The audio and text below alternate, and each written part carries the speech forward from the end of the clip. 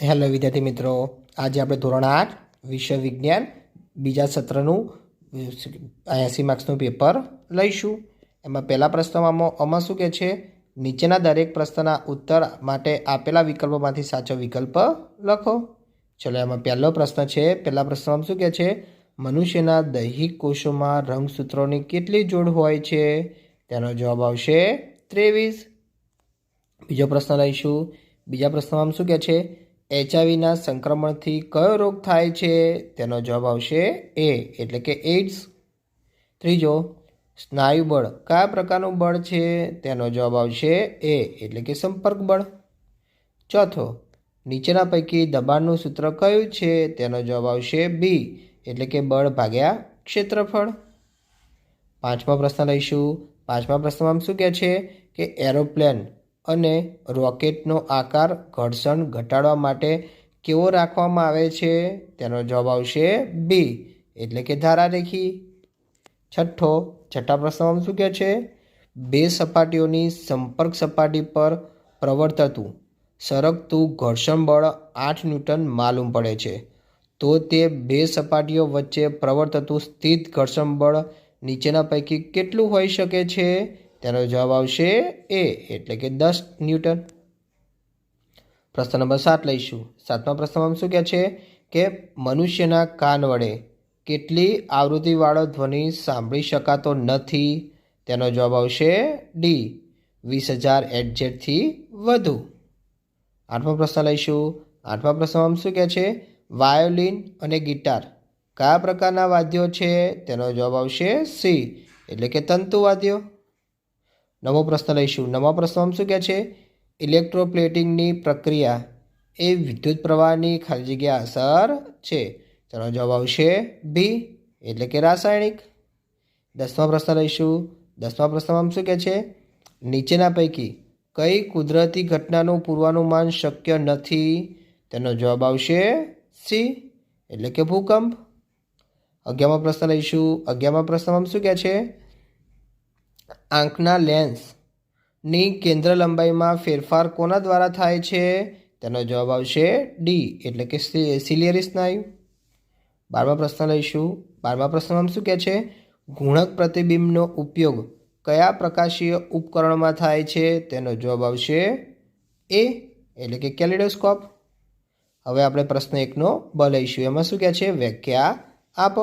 ચલો, એમાં પહેલી છે તરુણાવસ્થા. વિદ્યાર્થી મિત્રો, આ વ્યાખ્યા તમારે જાતે લખવાની રહેશે. અહીંયા જગ્યા નહોતી એટલા માટે મેં ફક્ત બે વ્યાખ્યાનો જ જવાબ લખેલા છે. તો તરુણાવસ્થા તમારે જાતે લખવાની રહેશે. બીજી સંપર્ક બળે પણ તમારે જાતે લખવાની રહેશે. ત્રીજી ઊંજણની મેં વ્યાખ્યા લખેલી છે ઉપર, તો કે ઘર્ષણ ઓછું કરતા પદાર્થોને ઊંજણ કહેવામાં આવે છે. ચોથી ઘોંઘાટ. તો ઘોંઘાટની પણ મેં વ્યાખ્યા લખેલી છે કે મોટો ધ્વનિ જે કાનને અપ્રિય હોય તેને ઘોંઘાટ કહેવામાં આવે છે. પાંચમી લઈશું. તે પાંચમાં શું કહે છે, પ્રકાશનું પરાવર્તન. તો વિદ્યાર્થી મિત્રો, આ વ્યાખ્યા તમારે પાકી કરી નાખવાની રહેશે. પ્રશ્ન બીજાનો અ લઈશું. એમાં શું કહે છે, નીચેના પ્રશ્નોના એક વાક્યમાં ઉત્તર લખો. ચલો, એમાં પહેલો છે, કયું અંગ કંઠમણી તરીકે ઓળખાય છે? તેનો જવાબ આવશે વિદ્યાર્થી મિત્રો છોકરાઓમાં સ્વરપેટી રહી એને કંઠમણી તરીકે કહેવામાં આવે છે. બીજો પ્રશ્ન લઈશું. બીજા પ્રશ્નમાં શું કહે છે કે છોકરીમાં પ્રજનન અવસ્થાનો પ્રારંભ કયા વર્ષથી થાય છે? તેનો જવાબ આવશે 13 વર્ષથી થાય છે. પ્રશ્ન ત્રીજો લઈશું. ત્રીજા પ્રશ્નમાં શું કહે છે, સ્નાયુ બળને સંપર્ક બળ કેમ કહેવામાં આવે છે? તેનો જવાબ આવશે સ્નાયુ બળ ત્યારે જ લાગુ પડે છે જ્યારે સ્નાયુઓ કોઈ પદાર્થ સાથે સંપર્કમાં હોય છે. ચોથો પ્રશ્ન લઈશું. ચોથા પ્રશ્નમાં શું કહે છે, સ્થિત વિદ્યુત બળ એટલે શું? તેનો જવાબ આવશે જે બળ વિદ્યુત ભારિત પદાર્થો બીજા વિદ્યુત ભારિત પદાર્થ પર બળ લગાડે તેને શું કહે છે, સ્થિત વિદ્યુત બળ કહે છે. પાંચમો પ્રશ્ન લઈશું. પાંચમા પ્રશ્નમાં શું કહે છે, લોટણ ઘર્ષણ બળ એટલે શું? તેનો જવાબ આવશે જ્યારે એક વસ્તુ બીજી વસ્તુની સપાટી પર ગબડે છે ત્યારે તેની ગતિને અવરોધતા બળને લોટણ ઘર્ષણ બળ કહેવામાં આવે છે. છઠ્ઠો લઈશું. છઠ્ઠા પ્રશ્નમાં શું કહે છે, મનુષ્ય માટે અશ્રાવ્ય ધ્વનિની આવૃત્તિઓ કેટલી હોય છે? તો વિદ્યાર્થી મિત્રો એનો જવાબ આવશે મનુષ્ય માટે અશ્રાવ્ય ધ્વનિની આવૃત્તિઓ 20 હર્ટ્ઝથી 20,000 હર્ટ્ઝ સુધી વધારે શું કે હોય છે. ત્રીજો પ્રશ્ન સાતમો પ્રશ્ન લઈશું. સાતમા પ્રશ્નમાં શું કહે છે? સ્વરપેટી એટલે શું? તેનો જવાબ આવશે શ્વાસ નળીના ઉપલા છેડે આવેલ અવયવ જેમાંથી ધ્વનિ ઉત્પન્ન થાય છે તેને સ્વરપેટી કહે છે. આઠમો પ્રશ્ન લઈશું. આઠમા પ્રશ્નમાં શું કહે છે? નિસ્યંદિત પાણીને વિદ્યુતનું વહન બનાવવા શું કરશો? તેનો જવાબ આવશે નિસ્યંદિત પાણીને વિદ્યુતનું વાહક બનાવવા માટે એસિડ, બેઝ કે ક્ષાર ઉમેરીશું. નવમો પ્રશ્ન લઈશું. નવમા પ્રશ્નમાં શું કહે છે? વીજભારિત પદાર્થ એટલે શું? તેનો જવાબ આવશે વીજભાર મેળવેલ પદાર્થોને વીજભારિત પદાર્થ કહેવાય છે. દસમો પ્રશ્ન લઈશું. દસમા પ્રશ્નમાં શું કહે છે? પ્રાચીન સમયમાં લોકો વીજળીથી કેમ ડરતા હતા? તેનો જવાબ આવશે પ્રાચીન સમયમાં લોકો માનતા હતા કે વીજળી એ ઈશ્વરનો કોપ છે. 11મા પ્રશ્ન લઈશું. 11મા પ્રશ્નમાં શું કહે છે? બ્રેલ લિપિમાં કેટલા ટપકાઓની તરાઓ હોય છે? તેનો જવાબ આવશે 63. 12મા પ્રશ્ન લઈશું. 12મા પ્રશ્નમાં શું કહે છે? આપણી આંખમાં સળીકોષોનું કાર્ય શું છે? તેનો જવાબ આવશે આપણી આંખમાં સળીકોષોનું કાર્ય ઝાંખા પ્રકાશની સંવેદના મેળવવાનું છે. હવે વિદ્યાર્થી મિત્રો બ છે એમાં શું કહે? તફાવતના બે મુદ્દા લખો. તો તમને બે તફાવત આપેલા છે તો તમારે 2 થી 2 ફરજિયાત લખવાના રહેશે. તો પહેલો છે સરકતું ઘર્ષણ બળ અને લોટણ ઘર્ષણ બળ. બીજો ઘોઘાટ અને સંગીત. એ 2 થી 2 તમારે લખવાના રહેશે. ચલો પ્રશ્ન ત્રીજામાં આમાં શું કહે છે? નીચેના પ્રયોગોનું આકૃતિ દોરી વર્ણન કરો. એમાં પહેલો પ્રશ્ન છે પહેલો પ્રયોગ છે વિદ્યાર્થી મિત્રો તમારે સૌથી પહેલાં હું તમને પ્રયોગ વિશે જાણકારી આપી દઉં. તમારે આ પ્રયોગ ગમે તે 2 છે એટલે કે એક પ્રયોગ 5 માર્ક્સનો છે. એટલે કે તમારે આની અંદર તમારે આકૃતિ દોરવાની રહેશે, સાધનો લખવાના રહેશે, પદ્ધતિ લખવાની રહેશે, અવલોકન, નિર્ણય પણ તમારે લખવાનું રહેશે. ત્યારે જ તમને 5 માર્ક્સ મળશે. તો આમાંથી કયા પ્રયોગો પૂછાવાની સંભાવના છે? જો તમને 3 પ્રયોગો આપેલા છે તો કયા છે તો હું વાંચું છું તો ધ્યાન આપજો. પહેલો છે પ્રવાહી ભરેલા પાત્રના તળિયા પર પ્રવાહી દબાણ લગાડે છે. આ દબાણનું મૂલ્ય પાત્રમાં પ્રવાહીની ઊંચાઈ પર આધાર રાખે છે તે દર્શાવવું. બીજો ઢોળ ચડાવવાની પ્રક્રિયાનું નિદર્શન કરવું. ત્રીજો પ્રકાશના પરાવર્તનની ઘટના સમજવી અને પ્રકાશના પરાવર્તનનો નિયમ આપાત કોણ અને પરાવર્તન કોણ સરખા હોય છે તે સાબિત કરો. આ 3 તમારા પ્રયોગ પાકા કરી નાખવાના રહેશે. બ લઈશું. બમાં શું કહે છે? વૈજ્ઞાનિક કારણો આપી સમજાવો. એમાં તમને 4 વૈજ્ઞાનિક કારણો આપેલા છે વિદ્યાર્થી મિત્રો. એમાંથી તમારે કોઈ પણ 3 વૈજ્ઞાનિક કારણ લખવાના રહેશે. તો તમારે છે ને તો કયા 4 છે તો હું વાંચું છું તો કહેજો. પહેલો છે ડ્રગ્સથી દૂર રહેવું જરૂરી છે. બીજો લાકડાના પાટિયામાં ખીલીને તેના અણીદાર છેડા પાસેથી ઠોકવામાં આવે છે. ત્રીજો હવાઈ જહાજનો આકાર ધારારેખી બનાવવામાં આવે છે. ચોથો રસ્તાની બંને બાજુએ વૃક્ષો ઉગાડવા જોઈએ.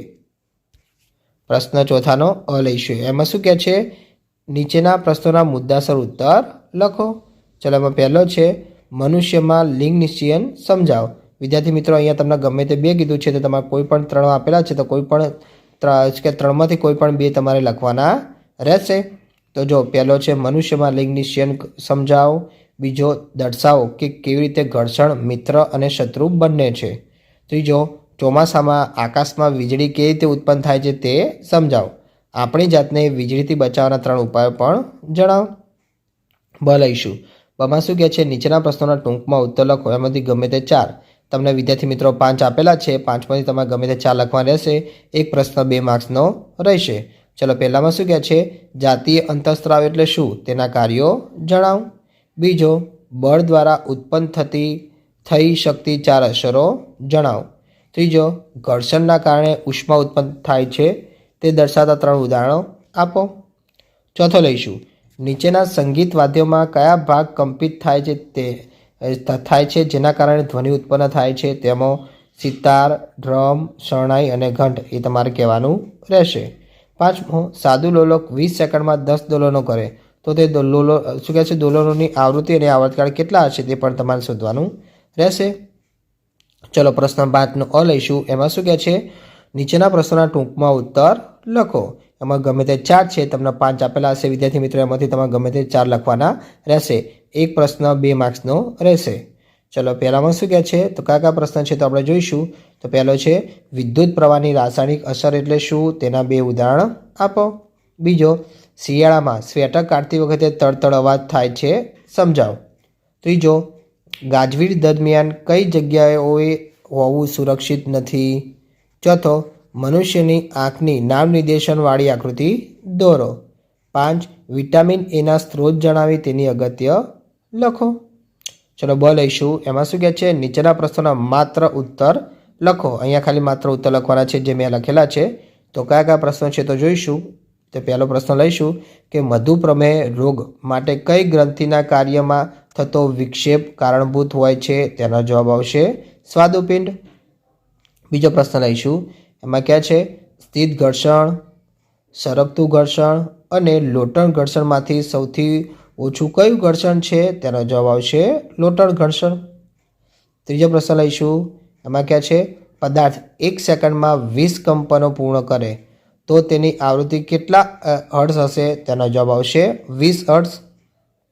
ચોથો પ્રશ્ન લઈશું. ચોથા પ્રશ્નમાં શું કહે છે, આઈરિસમાં આવેલા નાના દ્વારને શું કહે છે, તેનો જવાબ આવશે કીકી. હવે વિદ્યાર્થી મિત્રો આપણે ક લઈશું. કમાં શું કહે છે, નીચેના વિધાનો ખરા છે કે ખોટા તે જણાવો. ચલો આપણે ખરા ખોટા કહેવાના છે. તો ચલો પહેલું લઈશું. પહેલામાં શું કહે છે, એડ્રિનલ ગ્રંથિ મગજ સાથે જોડાયેલી છે, તો કે ખોટું આવે. બીજો લઈશું, ઘર્ષણથી ઉષ્મા ઉત્પન્ન થઈ શકે છે, તો જવાબ આવશે સાચું. ત્રીજો લઈશું, ગાજવીજ સાથેના તોફાન દરમિયાન છત્રી ઓઢવી સલાહભર્યું નથી, તો જવાબ આવશે સાચું. ચોથો, સમાંતર ગોઠવેલા 2 અરીસા સામે વચ્ચે મૂકેલી વસ્તુના 2 પ્રતિબિંબો મળે છે, તો જવાબ આવશે ખોટું. વિદ્યાર્થી મિત્રો, તમને મારો વિડીયો ગમ્યો હોય તો ચેનલને લાઇક, શેર અને સબસ્ક્રાઈબ કરવાનું ભૂલતા નહીં.